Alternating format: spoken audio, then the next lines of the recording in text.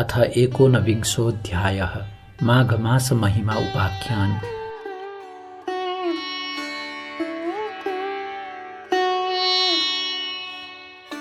कुमारजी आज्ञा गर्नुहुन्छ। हे अगस्त्य मुनि, तिमी ध्यानपूर्वक सुन। यति पातालका कुरा सुनाए, अब मर्त्यमण्डलको कुरा भन्दछु। पूर्वकालमा मर्त्यमण्डलको हिमालय दक्षिण भागमा ब्रह्मपुर नामको एउटा नगर थियो। त्यहाँका कर्मनिष्ठ ब्राह्मणहरू प्रशस्त सम्पत्ति पाई वेद पुराण आदि शास्त्र अध्ययन गरेर आफ्ना धर्म कर्मको पालन गरेर बसेका थिए। त्यही एउटा शिवभट्ट नामका अत्यन्त दीन दरिद्र ब्राह्मण पनि थिए। गरिब भए पनि तिनी लोभ मोह त्यागेका र आफ्नो सत्कर्मको पालन गर्दथे। तिनकी सती नामकी ब्राह्मणी थिइन्। ती विप्र दम्पति अत्यन्त प्रीतिले बसेका थिए। घरमा धन सम्पत्ति नहुनाले निकै कष्ट पाए र एक दिन शिवभट्टले आफ्नी पत्नीसित भने, हे प्रिय, हाम्रो घरमा सम्पत्ति छैन, त्यसै हुनाले बराबर कष्ट भोगिरहेका छौँ। अब सम्पत्ति प्राप्त गर्न सिद्धि गणेशको सेवा गरौँ भन्ने सल्लाह गरी दुवै पति पत्नी 8 दिनको मङ्गलबार बिहानै उठी कष्टपूर्वक सिद्धि गणेशको सेवा गर्न लागे। यही क्रमले निकै दिन बितेपछि सिद्धि गणेश प्रसन्न भई दर्शन दिए र हे शिवभट्ट ब्राह्मण, हे सती ब्राह्मणी, तिमी दुवैको सेवाले म प्रसन्न भएँ। जे इच्छा छ सो वरदान माग भने र शिवभट्टले सिद्धि गणेशलाई दण्डवत प्रणाम गरी अञ्जली जोरेर, हे गणनाथ, अरू के वर मागौँ? पूर्व जन्ममा नकमाएको हुनाले यस जन्ममा दरिद्री भएर कष्ट भोगिरहेका छौँ। अब सम्पत्ति पाउने इच्छाले हजुरको सेवा गरेका हौँ। सम्पत्ति दिई कष्ट निवारण गरिदिनुहोस् भनी बिन्ती चढाए। अनि सिद्धिविनायकले आज्ञा भयो, हे शिवभट्ट, आजको 8 दिनमा मङ्गलबार बिहानै आई मेरो पूजा गर्नु। उसै बेला मेरो मुखेन्जी जो देखाउला त्यो घर लगी तसलामा राखी माथिबाट तसलैले छोपिदिनु। 4 दिनपछि छोपेको तसला जेकी हेर्नु, सुन होइरहला अनि त्यसका प्रभावले प्रशस्त सम्पत्ति पाई सुखी हुनेछौ। तिमीलाई सम्पत्ति हुने वरदान दिए। अब आफ्नो घर जाऊ। यति गणेशजीको वचन सुनि शिवभट्ट ब्राह्मण र सती ब्राह्मणी सिद्धिविनायकलाई दण्डवत प्रणाम गरे। अनि विनायक अन्तर्धान भएपछि उनीहरू घर फर्केर आए।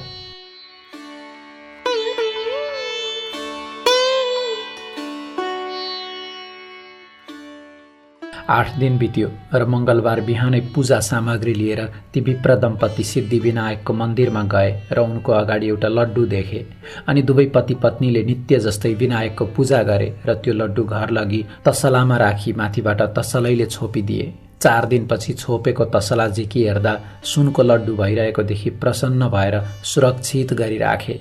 उसै दिनदेखि शिवभट्ट ब्राह्मण उसै सुनका प्रभावले असङ्ख्य सम्पत्ति पाई सुखी भए। 10 घर डुली भिक्षा मागेर खाने शिवभट्टले सम्पत्ति पाएपछि एक दिन आफ्नी स्त्रीसित भने, हे सती, पूर्व जन्ममा दान धर्म गर्न नसकेकाले यस जन्ममा कष्ट भोग्यौँ। अब सिद्धिविनायकको कृपाले सम्पत्ति भयो। अब यस जन्ममा दान धर्म नगरे अर्को जन्ममा फेरि दरिद्री भई कष्ट पाउनेछौँ। अतः दान धर्म गरौँ भनी दुवै पति पत्नी नित्य नारायणी गङ्गा स्नान गरी उही हरिहरको पूजा गरेर सुवर्णादि अनेक द्रव्य दान गरी घर आउँदथे।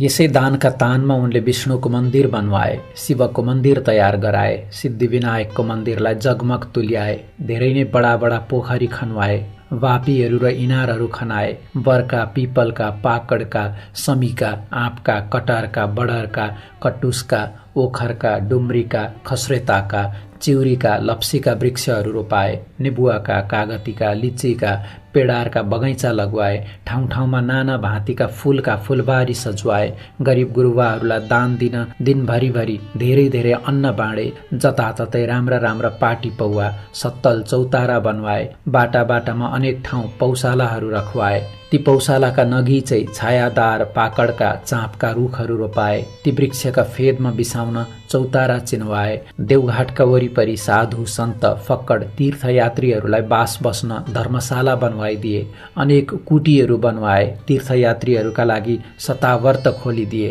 पाठशाला खोलेर विद्यार्थीहरूलाई पढाउनका लागि गुरु तथा बस्नका लागि छात्रावास अनि खानका लागि भोजनालयको व्यवस्था गरे र त्यस्तै अरू पनि अनेक दान धर्मका कार्य गरे।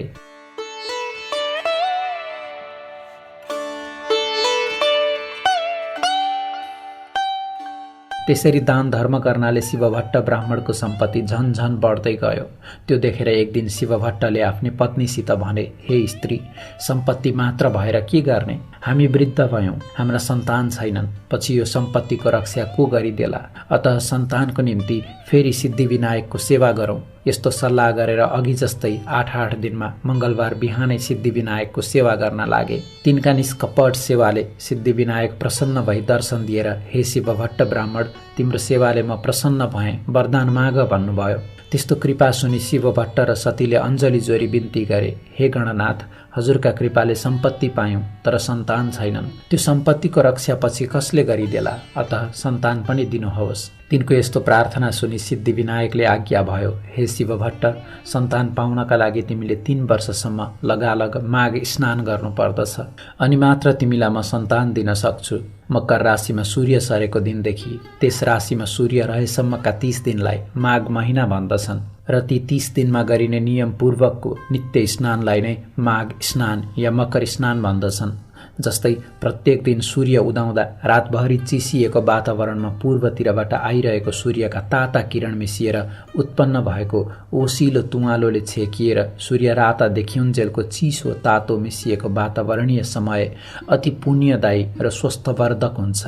त्यस्तै सूर्य दक्षिणायन भएको बेलाको अन्तिम चिसो वातावरणबाट सूर्य उत्तरायण सर्दाको तातो वातावरण प्रारम्भ हुँदा चिसोमा बढ्दो तातो मिसिँदै गएको माघ महिना पनि अति पुण्यदायी हुन्छ। अरू प्रत्येक राशिमा सूर्य सर्दा प्रकृतिका भिन्न भिन्न वस्तुहरूमा सूर्यका भिन्न भिन्न प्रभाव परे झैँ मकर राशिमा सूर्य सर्दा सूर्यको पुण्यदायी प्रभाव पानीमा परेको हुन्छ। त्यसैले माघ महिनाको माघ स्नान, माघ दान अति पुण्यदायी हुन्छ। त्यस पुण्यले चिताएको चिज पुर्याउँछ। जस्तो ग्रहहरूमा सूर्य सर्वश्रेष्ठ छ अनि नक्षत्रहरूमा चन्द्रमा सर्वश्रेष्ठ छ, त्यस्तै महिनाहरूमा माघ अति श्रेष्ठ छ। तसर्थ हे शिव भट्ट ब्राह्मण, यस मनुष्य लोकमा जो जन कामिनीहरूको कटाक्ष बाणले एकदम विद्ध भएका छैनन्, अर्थात् जो जन स्त्री लम्पट छैनन्, त्यस्ता ती जन मात्रै मकरमा सूर्य रहँदा तलाउमा वा नदीहरूमा वा पुण्य तीर्थहरूमा श्रद्धा विश्वासपूर्वक स्नान गर्न चाहन्छन्। जो जन बिना आगो, बिना यज्ञ, बिना पाटी पौवा निर्माण गरी सद्गति पाउन चाहन्छन्, त्यस्ताले माघमा बस्ती बाहिरको भर्सक बहँदो जलमा बिहानै नुहाउने गरून्। हे शिव भट्ट ब्राह्मण, जो जन गाई, भूमि, सुन, माणिक्य आदि दान नगरिकन नै सुन, गाई आदि दान गरेको फल प्राप्त गर्न चाहन्छन्, तिनीहरूले पक्कै पनि माघ स्नान गर्नुपर्दछ। 21 दिने व्रत, कृच्छ व्रत र पराग व्रतले आफ्नो शरीरलाई नसुकाइकन जो स्वर्ग जान चाहन्छन्, तिनीहरूले माघभरि अवश्य नदी वा सरोवर यानि ठुला पोखरीहरूमा नुहाउन्। वैशाखमा हरिको पूजा, कार्तिकमा तपरूपी पूजा र माघमा चाहिँ तपस्या, होम तथा दान तीनवटै गरिन्छ बराबर। अर्थात् हर साल यस्तो गर्ने व्यक्ति अवश्य नै अर्को जन्ममा लक्ष्मीपति राजा हुन्छ। उसलाई कैवल्य धाम प्राप्त गर्ने अर्थात् मुक्ति हुने बुद्धि सुझ्दछ र फेरि मृत्युलोकमा ओर्लिने हुँदैन।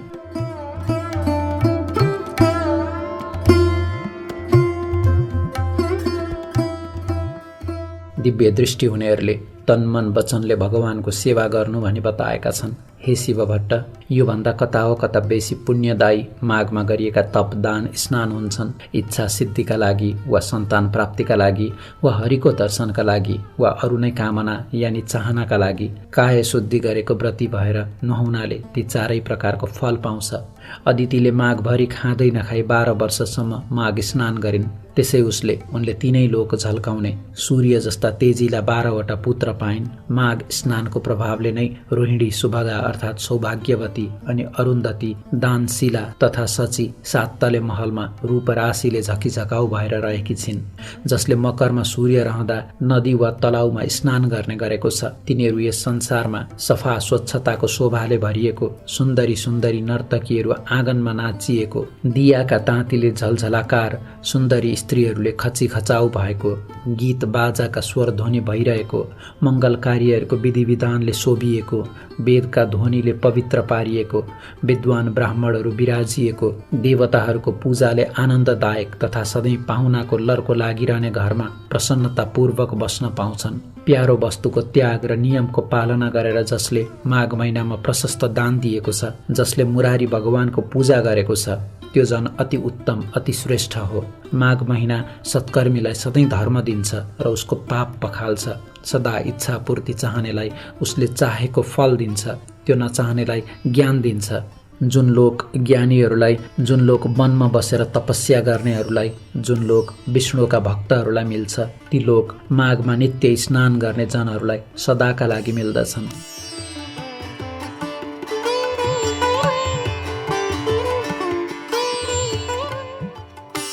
हे शिव भट्ट, अरू पुण्यहरूले त पुण्य भोग सकिएपछि स्वर्गबाट फर्कनु पर्दछ, तर माघ स्नान गर्ने मनुष्यहरूले त कहिले पनि स्वर्गबाट फर्कनु पर्दैन। जो जन माघमा स्नान गरेर दुधालु गाई वैदिक ब्राह्मणलाई दान दिन्छ, त्यस गाईका सर्वाङ्गमा जति रौँछन् त्यति 1000 वर्षसम्म त्यो जन स्वर्गमै रमाइरहन्छन्। जो माघ स्नान गर्ने मनुष्य गुड सक्खर मुछेका तिल दान गर्दछ, त्यसका सबै पाप पखालिएर निश्चय नै त्यो जन निर्मल भएर शोभिन्छ, किनकि सबै धान्यहरूमध्ये तिल जो छ त्यो पाप नाश गर्नेवाला हो। त्यसकारण हे शिव भट्ट, माघमा प्रयत्नपूर्वक सकेसम्म तिल दान गर्नुपर्दछ। नियमपूर्वक माघ स्नान गर्नेले ब्राह्मण भोजन पनि गराउनु पर्दछ, अनि ब्राह्मण भोजनद्वारा आफ्ना पितृहरूलाई तृप्त गरेर शुद्ध आत्मा भएको त्यो जन विष्णुको परम पदमा प्राप्त हुन्छ। त्यसकारण प्रयत्नपूर्वक पनि माघ महिना दानले बिताउनु पर्दछ। कसैले पनि माघ महिनालाई बिना दानले बिताउनु हुँदैन। आफ्नो सावगास अनुसार विचारेर पक्कै पनि माघमा सधैँ दान गर्ने गर्नुपर्दछ। जो जन माघमा स्नान गरेर ब्राह्मणहरूलाई जुत्ता कमण्डलु दान दिन्छ, त्यो जन अवश्य स्वर्गमा गएर रहन्छ।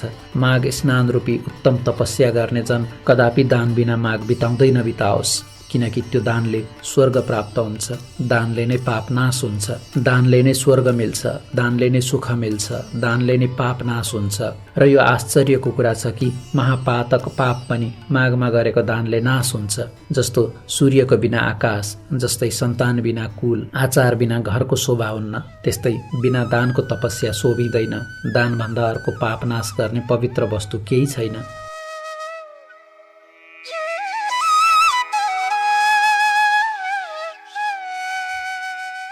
हे शिव भट्ट, तिमीलाई मैले माघ महिनाको महिमा बताएँ। अब माघ स्नानको गरिमा बताउँदछु। माघ स्नान समस्त यज्ञभन्दा श्रेष्ठ वा उत्कृष्ट छ, सबै प्रकारको दानको फल दिनेवाला छ, र माघ स्नान सबै प्रकारका व्रत र तपस्याको समान पुण्यदायक छ। माघ स्नानको प्रभावले अति शुद्ध मन भएका मानिसहरू पितृकुल मातृकुल दुवै कुलका पितृहरूलाई स्वर्गमा थन्क्याएर अनि उज्जवल चेहरा भएका आफूहरू चाहिँ अन्त्यमा राम्रा जता चिताए उतै चल्ने श्रेष्ठ विमानहरूमा चढेर स्वर्ग जान्छन्। जो मनुष्यहरू सधैँ पाप गर्दछन्, सधैँ दुराचार गर्दछन् र कुमार्गमा चल्दछन्, जस्ता जन पनि यो माघ स्नान गरेर हरिको पूजा गर्दछन् भने ती पनि यहाँ पापहरूबाट छुट्दछन्। जो कहिल्यै साँचो बोल्दैनन्, जो सधैँ आमा बाबुलाई सताउँदछन्, जसको स्थिति कुनै पनि आश्रममा छैन, जसले आफ्नो कुल धर्म त्यागेका छन्, जो पाखण्ड छन्, त्यस्ता जन पनि सज्जनको गति पाउँदछन्। र माघमा गरेका स्नानका पुण्यहरूले भवसागर तर्दछन्। पृथ्वी तलका पुण्य तीर्थहरूमा माघ स्नान गर्न पाउनु मनुष्यहरूलाई अति दुर्लभ छ, किनकि त्यस माघ स्नानको प्रभावले मनुष्यहरूले ब्रह्मज्ञानीले पाउने पद पाउँदछन्। यसबारेमा विचार्नुपर्ने कुनै काम छैन। हे शिव भट्ट, माघ महिनामा कल्पवास बस्नु, दान गर्नु, हरिको मन्दिरमा जानु, हरिको पूजा गर्नु, यी सब कामका पुण्य अक्षय अर्थात् ननासिने हुन्छन्। यसकारण यथाशक्ति यानि सावगास अनुसार मनुष्यहरूले प्रयत्नपूर्वक माघ स्नान गरेर लुगा, भरभराउँदो मक्कल, सुवर्ण आदि दान गर्नुपर्दछ। माघमा जो अन्न दान गर्दछ उसलाई देवलोकमा अमृत पान गर्न मिल्दछ। जो सुन दान गर्दछ उसले इन्द्रको समीपमा बस्न पाउँछ। दियो, अग्नि अर्थात् सल्काएको मक्कल, सुन्दर वस्त्र दान गर्ने मनुष्य सधैँ तेजस्वी भएर सूर्यलोकमा बस्न पाउँदछ। यज्ञहरूले, उत्तम दानहरूले, उज्जवल तपस्याहरूले, ब्रह्मचर्यको धारणले, शुभ योगमा गरिएको पूजाले पापीहरू यस लोकमा त्यति शुद्ध हुँदैनन् जति पुण्य तीर्थहरूमा माघ महिनामा गरिएका स्नानले शुद्ध हुन्छन्। जो मनुष्य माघ महिनामा आधा सूर्य उदाएको बेलामा पुण्य तीर्थहरूमा स्नान गर्दछन्, तिनीहरू पाप गर्ने नै भए पनि तिनले नरकमा दुःख समूहको सन्ताप अनि सही नसक्नुको यातना भोग्न जानु पर्दैन। जो जन माघ महिनामा नुहाएर विष्णुको पूजा गर्दछन्, ती जन स्वर्ग भोग सकिएर फेरि पृथ्वी तलमा फर्केपछि कल्याण मूर्ति, राम्रा, भाग्यमानी, प्रिय बोल्ने, धर्मात्मा, धनाढ्य, शतायु राजा हुन्छन्। दन्केको आगोमा हालेको काठ समूह जसरी तुरुन्तै भस्मावशेष हुन्छ, त्यसै गरी माघ स्नानले सानो वा ठुलो पापहरूको राशि बिलाउँछ। मनुष्यहरूले शरीरले, वाणीले, मनले पनि जानेर वा नजानेर जो पाप गरेको छ त्यो पाप समूह पुण्य तीर्थमा गरेको माघ स्नानले हृदयमा झल्केका विष्णुले अज्ञान नासे झैँ सबै डढ्दछन् अर्थात् नासिन्छन्। यदि कुनै मनुष्य आफूले गरेका पाप समूहको भोग भोगिरहेको छ र संयोगवश पनि कुनै बेला कुनै पुण्य तीर्थमा एकाएक पुगेर त्यस मनुष्यले माघ स्नान अचानकै गरियो भने पनि तुरुन्तै त्यसको त्यो पाप समूह नाश भइहाल्छ। यसबारे तिमी आफ्नो मनमा कति पनि संशय नलेऊ।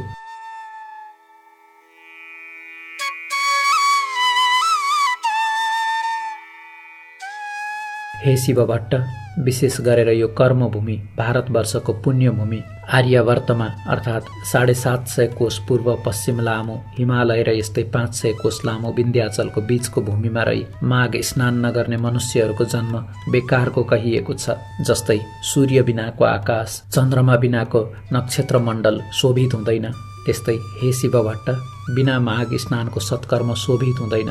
माघ स्नान मात्रले पनि जस्तो केशव भगवान प्रसन्न हुनुहुन्छ, अरू व्रत दान तपस्याले हरि भगवान त्यस्तो प्रसन्न हुनुहुन्न। जस्तै सूर्यको तेज जस्तो तेज अरू कुनै तेज छैन, त्यस्तै माघ स्नानको बराबर अरू कुनै यज्ञ यागादि क्रिया छैन। तसर्थ वासुदेवलाई प्रसन्न पार्नका लागि, सारा पापहरूलाई हटाउनका लागि र अन्तमा स्वर्ग प्राप्तिका लागि मानिस माघ स्नान गर्ने गरोस्। खूब स्याहार गरिएको हृष्टपुष्ट बलियो तर माघ स्नान नगरिएको अशुद्ध र अनित्य निन्द्य शरीरले के हुन्छ र? हड्डीहरूको ढाँचा नसाहरूले कसिएको, मासुले लिपिएको, छालाले मडिएको, दुर्गन्धीले भरिएको, दिशा पिसाबको पात्र, बुढियाई शोक विपत्तिले व्याप्त, रोगको घर, आतुर, रगत बग्ने, क्षीणभङ्गुर, सबै दोषको आश्रय, अर्काको उन्नतिले दुखी हुने, अर्काको द्रोह गर्ने, छुच्चो, लोभी, चुगुलखोर, क्रूर, कृतज्ञ, घमण्डी, त्यस्तै क्षणिक अर्थात् केही दिनको मात्र कहिल्यै तृष्णा पूरा नहुने, उद्धत, दुष्ट, तिनै दोष, कफ वात पित्त भरिएको, अपवित्र वस्तु निकाल्ने प्वालयुक्त, तिनै ताप, वैदिक दैहिक भौतिकले मोहित, स्वभावैले अधर्ममा रत, सैकडौँ तृष्णाले आकुल, काम क्रोध लोभ यी नरकका द्वारले व्याप्त, परिणाममा किरा पर्ने, भस्म हुने वा कुकुरहरूको भोजन हुने यस्तो यो लाछी शरीर यदि माघ स्नान गरिएको छैन भने व्यर्थ छ। पानीमा फोका जस्तै, जन्तुमा पुतली वा धमिरा जस्तै ती माघ स्नान नगर्ने मनुष्यहरू केवल मर्नका लागि मात्र जन्मन्छन्।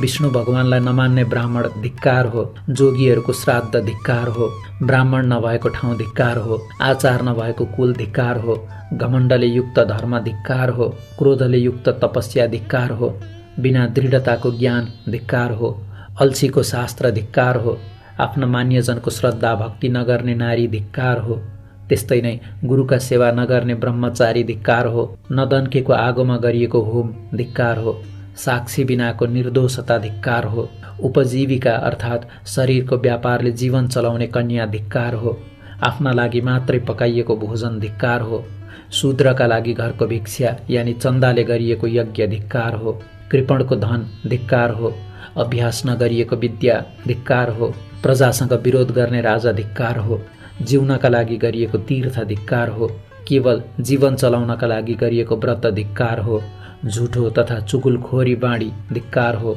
सन्देहास्पद मन्त्र जप धिक्कार हो, चञ्चल चित्तको वा अन्य मनस्कको जप धिक्कार हो, अवैदिकलाई दिएको धन धिक्कार हो, ईश्वर नमान्ने नास्तिक जन धिक्कार हो, जो अश्रद्धाले गरिएको पारलौकिक अर्थात् परलोक सम्बन्धी काज क्रिया छ त्यो सब धिक्कार छ।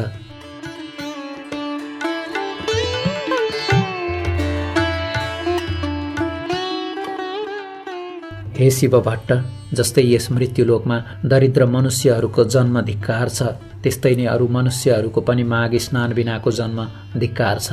जो जन मकरमा सूर्य रहँदा सूर्य नउदाउँदै भोरैमा स्नान गर्दैनन् त्यो जन पापबाट कसरी छुट्ला र कसरी स्वर्ग जाला? बाहुन मारा, सुन चोरुवा, जाँड रक्सी धोकुवा, गुरुको खाटमा सुतुवा अनि पाँचौं त्यस्ताको सङ्गत गरुवा, यस्ता पापीले पनि प्रत्येक माघमा दिनौं मकर स्नान गर्ने गर्नाले ऊ पाप रहित हुन्छ। माघ महिनामा सूर्य केही उदाएपछि जो जन पानीमा डुबुल्की मार्दछन् त्यो चाहे ब्राह्मण हत्यारा हुन्, चाहे रक्सी घुट्क्या हुन् वा महापतित हुन्, त्यस्तालाई पनि माघ स्नान पवित्र पार्छ।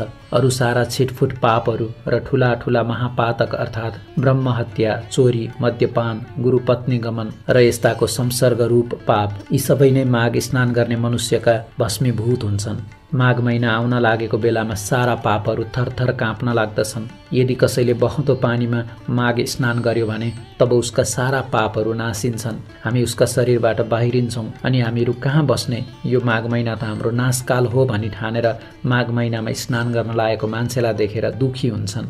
माघ स्नानले पाप खारिएका उत्तम मनुष्यहरू आगो झैँ चहकिन्छन्। माघ स्नानले सारा पाप छुटेका मनुष्यहरू मेघबाट मुक्त भएको चन्द्रमा झैँ चम्कन्छन्। गिलो, सुकेको, सानो, ठुलो वा बाँडी मन कर्मले गरिएको सबै पापलाई माघ स्नानले नै आगोले समिधालाई झैँ डढाइदिन्छ। जो पाप देखा जाला भनेर प्रमादवश गरिएको छ र जो पाप जानेर वा नजानिकन गरेको छ, ती सबै पापहरू मकरमा सूर्य रहेको बेलामा गरेको माघ स्नानले नासिदिन्छन्। माघ स्नानले निष्पापीहरू स्वर्ग जान्छन्। पापीहरू पाप खारिएर पापरहितका पवित्र हुन्छन्। हे शिव भट्ट, माघ स्नानका प्रभावले यी सबै कुरा हुनमा कुनै सन्देह छैन। जसरी विष्णु भक्तिमा सबैको अधिकार छ, उसै गरी माघ स्नान गर्नमा पनि सबैको अधिकार छ। माघ सबैलाई स्वर्ग दिने र सबैको पाप नाश गर्नेवाला हो। यही ठुलो मन्त्र हो र यो नै ठुलो तपस्या हो। यो माघ स्नान नै पाप निखार्ने अति उत्तम ठुलो प्रायश्चित हो। मनुष्यहरूको जन्म जन्मान्तरको अभ्यासले मात्र यो माघ स्नानमा श्रद्धा भक्ति हुन्छ।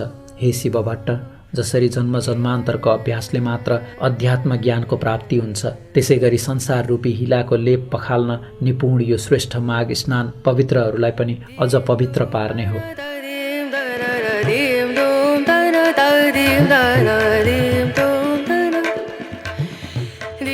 हे शिव भट्ट ब्राह्मण, हिमालयको दक्षिणी पहाडी प्रान्तमा रहेको त्यस देवघाटमा गरिएका माघ स्नानहरूले सारा पाप हर्दछ। 7 जन्मदेखि थुप्रिएको पाप र वर्तमान जन्ममा गरिएका भयङ्कर पापकन पनि नाश पारिदिन्छ। मुनिहरू जुन पापको प्रायश्चितै छैन भन्दछन्, त्यस्तो पाप पनि पुण्य तीर्थहरूमा गरिएको माघ स्नानले नाश हुन्छ। जो जन श्रद्धाले मानसरोवरमा माघभरि बसी त्रिकाल स्नान गर्दछन्, त्यो जन त मुक्त नै हुन्छ। अच्छोदमा माघभरि स्नान गर्नाले इन्द्रलोक प्राप्त हुन्छ। बदरिकाश्रममा माघभरि स्नान गर्नाले निष्पाप हुन्छ। नर्मदामा माघभरि नुहाउनाले सकल पाप नाश हुन्छ, दुःख नाश हुन्छ, चिताएको फल पाइन्छ, मरेपछि शिवलोकको बास पाइन्छ। यमुनामा माघभरि स्नान गर्नाले सारा पाप नासी सूर्यलोक प्राप्त गर्दछ। सरस्वतीमा माघभरि नुहायो भने सारा पाप नासिएर मरेपछि ब्रह्मलोकको बास पाउँदछ। विशालामा माघभरि स्नान गर्नाले चिताएको कुरो प्रशस्त पाइन्छ र त्यस स्नानले पापरूपी दाउराको खलियोलाई डडेलोले जङ्गललाई चाहिँ भस्मीभूत पार्दछ र गर्भवासको ओहोर दोहोरको फेरोलाई पनि समाप्त पारेर मुक्ति नै दिलाउँदछ। गङ्गाजीमा गरिएको माघ स्नानले विष्णुलोक मिल्दछ अथवा धेरै वर्षसम्म स्नान गरिरहे मुक्ति नै मिल्दछ भनिएको छ।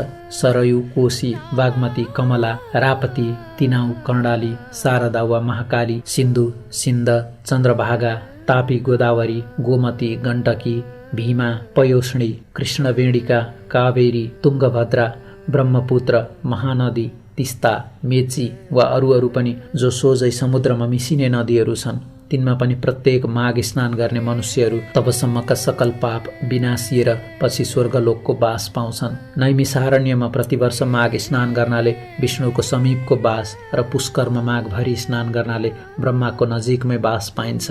कुरुक्षेत्रमा माघभरि स्नान गर्नाले इन्द्रका लोकमा बास पाउँछ र देवदहमा माघभरि माघ स्नान गर्नाले योग सिद्धिको फल पाइन्छ। मकरमा सूर्य रहुन्जेल प्रभास तीर्थमा गरिएको माघ स्नानले रुद्रको गण हुन पाइन्छ। देवकी अर्थात् देउकीमा गरिएको माघ स्नानले देवताको जन्म पाइन्छ। त्रिशुलीमा गरिएको माघ स्नानले कैलाशको बास पाइन्छ। गोमतीमा माघभरि गरिएको मकर स्नानले फेरि जन्मनु पर्दैन। हेमकूटमा, महाकालमा, ओङ्करामा, ओमरेश्वरमा, नीलकण्ठको जलमा माघभरि माघ स्नान गर्नाले रुद्रको लोकमा ऐश्वर्यशाली भएर बस्न पाउँछ।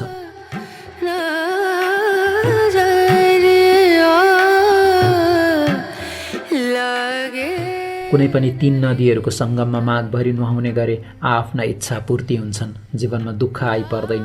तर हे शिव भट्ट, गण्डकी, देउकी, त्रिशुलीको सङ्गम भएर नारायणी बनेको देवघाटको त्रिवेणीमा र गङ्गा, यमुना, सरस्वती मिलेको सङ्गम स्थान प्रयागको त्रिवेणीमा त भाग्यमानीहरूले मात्र माघभरि मकर स्नान गर्न पाउँछन्, किनकि त्यहाँको त्रिनदी मिश्रित स्थलको जल मुक्तिदाता र स्वर्गदाता अनि कल्याणदाता पनि छ।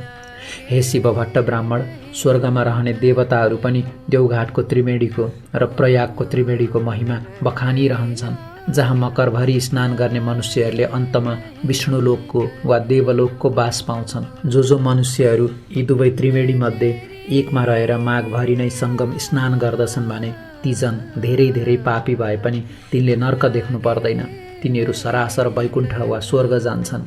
किनकि हे शिव भट्ट, उहिले ब्रह्माजीले तराजुको एकापट्टिको पलडामा समस्त तीर्थहरू, व्रतहरू, दानहरू, तपस्याहरू, यज्ञहरूका पुण्य फललाई र अर्कापट्टिको पलडामा देवघाटमा गरिएका माघ स्नानहरूको पुण्य फललाई राखेर तौलदा त माघ स्नानको पुण्य फल नै भारी भयो। फेरि त्यसै गरी एकापट्टि देवघाटको त्रिवेणीको पुण्यफल र अर्कोपट्टि प्रयागको त्रिवेणीको पुण्यफललाई राखेर तौलदा पनि देवघाटकै माघ स्नानको पुण्यफल केही भारी नै भयो। त्यस्तो पुण्यदायी ती त्रिवेणीमा जो जन माघे सङ्क्रान्तिको अघिल्लै दिन उहाँ पुगेर उही महिनैभरि कल्पवास बसी लगातार 20 वर्षसम्म माघ स्नान गर्दछन्, तिनले सधैँका लागि कैलाशको बास पाउँछन्। त्यसै गरी 40 वर्ष लगातार माघ स्नान गर्नेले निरन्तर स्वर्गको बास र सधैँ 12 महिना त्यहीँ रहेर विष्णु भगवानको मन्त्र निश्चल मनले जप्दै 60 वर्षसम्म लगालग जो जन स्नान गर्दछन् तिनीहरूले कैवल्य धामको आनन्दमय लोकमा सदाका लागि बास पाउँछन्। अनि हे शिव भट्ट,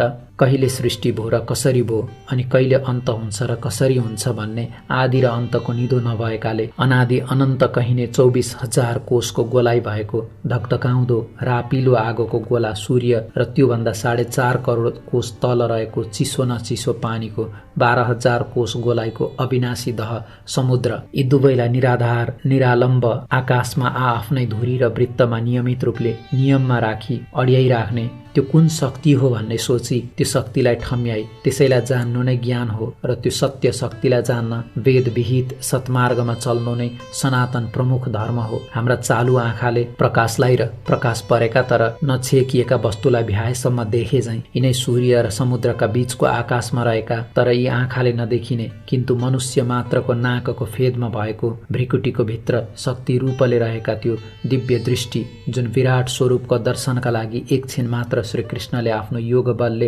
अर्जुनको दिव्य दृष्टिकन उघारिदिए झैं आफ्नै तपस्याले उघारिएका दिव्य दृष्टिले मात्र देखिने स्वर्ग नर्क आदि लोक देख्नलाई चाहिने कहिलेकाहीँ यिनै आँखामा झिलिक्क गर्ने दिव्य दृष्टि उघार्न गरिने सो प्रयास नै तपस्या हो र त्यस तपस्यामा चाहिने साधन सूर्य तेजमा अविचल मन अड्याइराख्ने ध्यान नै योग हो। यी सबै सत्प्रयास सिद्धिका लागि आवश्यक पर्ने पहिलो प्रयास शरीर शुद्धि हो र शरीर शुद्धिका लागि चाहिने प्रारम्भिक प्रयास त्यो नियमपूर्वकको मकर स्नान नै हो। अर्थात् ज्ञानरूपी चोटामा चढ्न चाहिने लिस्नोको पहिलो खुड्किलो मकर स्नान हो। तसर्थ हर साल गरिएको विष्णु भक्तिपूर्वकको माघ स्नानले जसरी ती माघ स्नान गर्नेहरूलाई मरेपछि शिवलोक, इन्द्रलोक, सूर्यलोक पुर्याउँछ र त्यही चिरस्थायी वासस्थान दिलाउँछ, त्यसरी नै यस लोकमा पनि सन्तान चाहनेहरूलाई सन्तान अनि सुख शान्ति पनि दिलाउँछ। जसरी उहिले 5वटी गन्धर्व कन्याहरू आपसका सरापले प्राप्त भएको कठिन पापको फल पिशाच भएर भोगिरहेका थिए, पछि लोमस ऋषिको उपदेश रूपी बाणीले नै माघ महिनामा गरिएका त्रिवेणी स्नानका प्रभावले ती गन्धर्व कन्याहरू सरापबाट आश्चर्यसित छुटेर अनि उसै बटुक प्रसिद्ध बेटासँग बिहे भयो। बिहे भएको 7 वर्षसम्म पनि सन्तान नभएर पिरिएका तिनीहरूलाई पछि फेरि लोमसले नै 3 वर्षसम्म 3 छाँगे दह अक्षोदमा लगालग नियमपूर्वक मकर स्नान गराए त तब तिनीहरूले नै 3 वर्ष बिराएर घ्यालघ्याल्ती छोराछोरी पनि पाएका थिए। यो आश्चर्य लाग्दो कथा पनि सन्तान चाहिने तिमीलाई अर्को मङ्गलबार म सुनाइदिनेछु।